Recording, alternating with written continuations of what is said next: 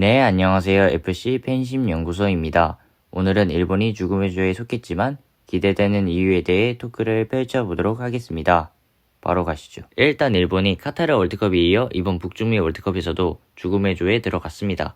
하지만 카타르 월드컵 때도 스페인, 독일, 코스타리카와 같은 조에 속했지만 조 1위로 16강에 진출을 했었고 16강을 넘어서 8강에 갈 뻔했습니다. 저는 이때 일본이 월드컵 우승하는 줄 알았어요. 근데 요즘 일본 축구를 보면 더 강해졌다는 느낌이 드는 게 아시아 국가 첫 번째로 북중미 월드컵 본선에 진출을 했고 최근에 브라질을 상대로 승리를 거두었죠. 우리 대한민국은 브라질한테 5대0 패배를 당했는데 정말 대한민국과 일본의 축구 수준 차이가 많이 나는 것 같습니다. 그리고 중요한 건 전문가들도 일본의 북중미 월드컵이 기대된다고 하고 있습니다. 왜냐, 우선 첫 번째로 진정한 유럽 축구입니다. 일본이 아시아 국가에서 유일하게 패스 축구를 제일 잘하는 나라인데 템포도 굉장히 빠릅니다. 제가 일본이 북중미 월드컵 예선이 끝난 뒤 파라과이전 경기부터 볼리비아전 경기까지 하이라이트를 봤는데 파리 생제르맹과 스페인 축구를 보는 것 같았어요. 왜냐, 압박을 해도 선수들 전체가 일정한 간격을 유지하면서 압박을 하는 부분도 있지만 가장 큰 게 스피드가 빨라서 1대1 드리블 돌파가 되는 선수들이 되게 많습니다. 보시면 쿠보, 도안리츠, 이터주냐, 마이다 다이젠 정말 많습니다.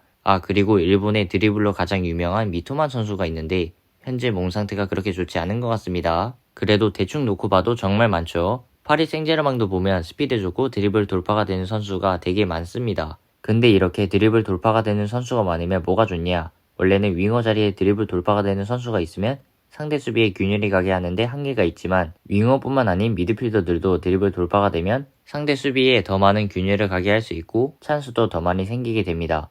물론 대한민국에도 스피드 좋고 드리블 돌파가 되는 선수가 있지만 특정 포지션에만 있지 않나 생각이 들어요. 심지어 일본 선수들이 기본기가 워낙 좋으니까 일본 특유의 패스 축구를 하는데 이 패스 플레이는 설명을 못하겠어요. 진짜 감탄밖에 안 나와서 설명할 방법이 앞서 말했던 스페인 축구를 보는 것 같다. 이렇게밖에 표현을 못하겠어요. 근데 일본은 독일 축구에 더 많은 영향을 받았다고 합니다. 이런 걸 대한민국이 좀 보고 배워야 하지 않나 싶습니다. 그리고 두 번째로는 강팀한테 강하다입니다. 일본 축구를 보시면 강팀한테 굉장히 강합니다. 카타르 월드컵이 끝나고 2023년 3월에 콜롬비아와 우루과이를 상대로 자신들의 홈에서 친선 경기를 했는데 1무 1패로 좋지 않았지만 6개월 뒤 독일 원정에서 친선 경기를 했는데 4대1로 승리를 했어요. 근데 이 독일 원정에서 경기를 하는 게 분위기 자체가 압도가 돼서 엄청 힘든데 1대0, 2대0으로 이긴 게 아니라 무려 4대1로 이긴 건 정말 대단한 겁니다. 그리고 일본이 북중미 월드컵 예선이 끝나고 미국과 멕시코 원정을 갔는데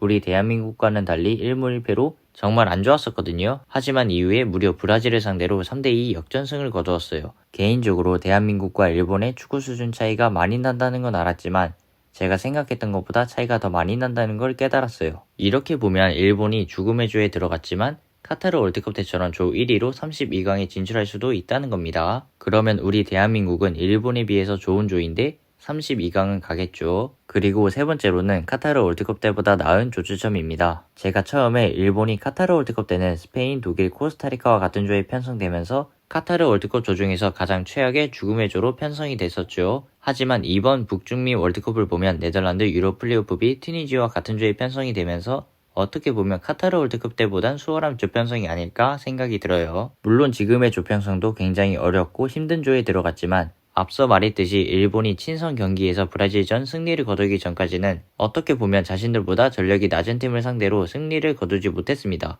하지만 브라질전 승리 이후에는 가나와 볼리비아를 상대로 승리를 했지만 경기하는 걸 보면 이제 일본은 아시아 무대가 좁아 보인다는 느낌이 들어요. 실제로 월드컵에서 가장 상대하기 까다로운 아시아팀이 일본이라고 합니다. 그리고 가장 중요한 건 일본이 내년 3월에 잉글랜드랑 웸블리에서 평가전을 치르는데 진짜 일본은 월드컵을 준비하는 것부터가 다릅니다. 근데 반대로 대한민국은 지금 도대체 어디서 뭘 하는지 모르겠어요. 정말 이렇게 보면 일본 축구가 얼마나 성장을 했는지 알 수 있는 것 같습니다. 하지만 무엇보다 일본이 월드컵 우승이 목표라고 하는데 이대로면 진짜 가능하겠다는 생각이 들고 일본도 월드컵에서 좋은 성적 거두었으면 좋겠습니다. 네, 저는 영상 여기서 마치도록 하고요. 제 팬분들과 시청자분들 그리고 구독자분들 제 영상 시청하시느라 정말 고생하셨고 저는 앞으로 더 좋은 축구 주제를 팬심으로서 재미있는 분석과 토크를 위해 노력하도록 하겠습니다. 그리고 팬심으로서 구독과 좋아요, 알림 설정은 큰 힘이 됩니다.